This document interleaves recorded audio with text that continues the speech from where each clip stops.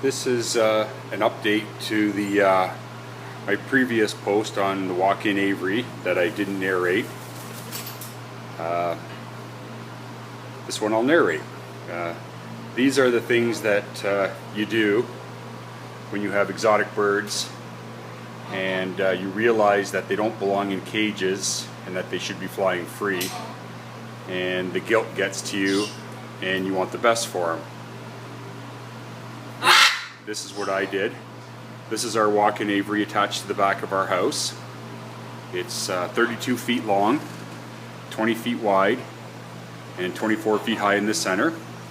It's basically a timber frame construction that I designed myself, and it is covered in a product made by Polygal. It's called 616 multi-wall polycarbonate, and it uses their 616 Megalock system.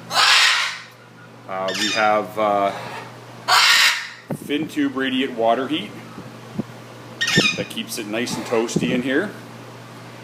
And during the winter, which I only run, we have 4 400 watt high pressure sodium lights in here on timers.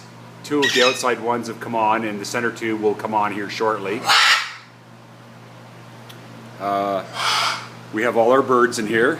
Now we still have some cages in here, as some of the birds aren't flighted yet, and we have a few issues where some birds will stay in cages unless we're here and they're supervised.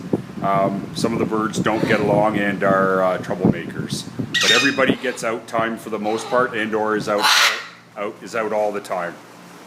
I'll take you for a tour and try to show you what it's like for our birds and how I think they should be treated. You'll read my my comments, and again, those are my opinions, and if you don't like them, I apologize. Actually, I don't apologize. It's what I think. This is Miley, one of my rescues, and this is her custom perch that I made so that she can travel back and forth. She has to move to get water or food. I made a ladder for her, as she does sometimes fall off, as she doesn't have a counterweight for her beak yet. And so she uses her ladder and she comes right back up, and she's a tough girl. And she is a scarlet macaw, or she's supposed to be, and she's a sweetheart now. When I got her, she had a lot of problems. She still has some anxiety and some anger management issues, but she's come a long ways. She can be a sweetheart, or you just got to kind of watch what kind of mood she's in. But you can see her tail feathers. You know, they're getting better. I've done everything I can do for her. She's been to the vet. I've done everything. And see, there's a little bit of anger there. Hey, Miley, it's okay, sweetheart. You can tell when she does that. I know her pretty much inside and out. I'll show you one of my scarlets. She is extremely well balanced. She'll come and sit on my knee and all that, and sort of let me touch her, but she does laps around here, and she does what a macaw is supposed to do. So we have palm trees. Palm trees, it's basically about, it can be anywhere from the 80s to 90s humidity in here. And we keep it at about 78. So it's warm and toasty. We still have toys in here. I want them to work on the toys, not the plants. But I'll get to that issue in a moment. There's a pair of troublemakers there. Now these guys are on supervised outs only. Believe it or not, those are two buddies there.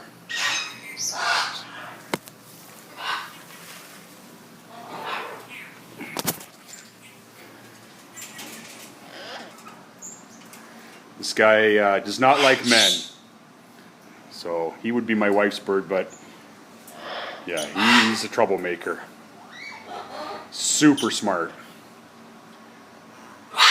So the problem we had was I had hanging plants in here, and I have a couple greater vases, and some of them, this one's starting to hurt now, but they mow the plants right off.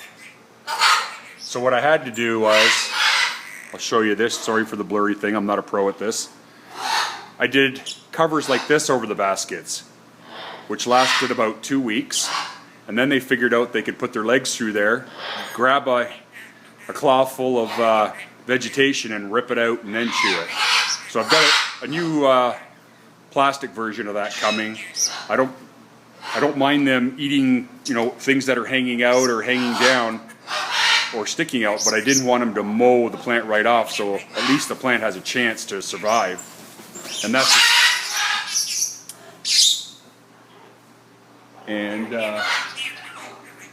that's what I had to do here too, is I had made trellises, but then they come down the trellises, and I'll show you what it's like in here.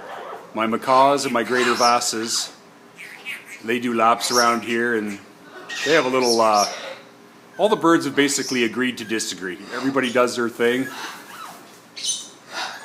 and you know, not necessarily big birds rule. Sometimes it's the little birds that rule. There's trouble in trouble. There's my female greater vasa, and there's my male greater vasa, and they're in their mating mode, and there's their nest box up there. She's just started to lose all the feathers on her head. And my scarlet, this scarlet, there's 3 scarlets in here and a green wing. She'll follow me around. She's an excellent bird. And as you can see there, the 2 center lights have come on. So I'll take you down here. We still have some landscaping to do, and we have a couple palm trees coming that we're going to put in here. But for the most part, we're all done. We got a pond we're going to put in. This is... Oh, and we got Bovie, up, Bovie, up, come here, come on. We got a bit of an issue here. Bovie, up, come here. Oh, yeah. Okay, so this is what you get, this is what happens. Bovie, up, come on. This is my green wing. Up, sweetheart. This is one that was just given to me. She's a sweetheart. But she's terrified of birds that fly. Bovie, up, come on. Up, come on, let's go. There we go. Okay. I apologize for that. She is, she's adorable, but she's terrified of birds that fly. So I'm slowly weaning her into the group.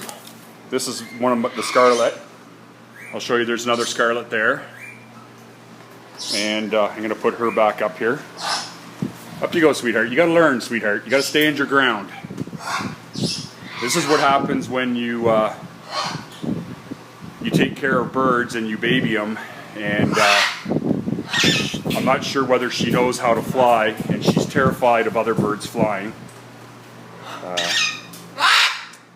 There's an African gray also over there. But and that's a feeding station we have there. So that's a better tour than the last one. There's lots to learn, and this is by no means an easy project. This was extremely overwhelming. I've pretty much got everything sorted out, and we have finches in here and doves, and it's going good.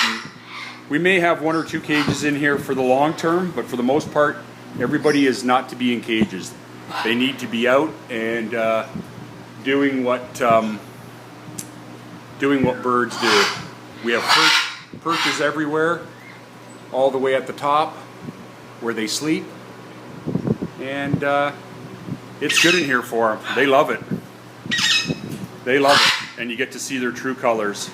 And this is the best I can do for my birds, as you know, to really see them would be out in the wild and to have them free flying.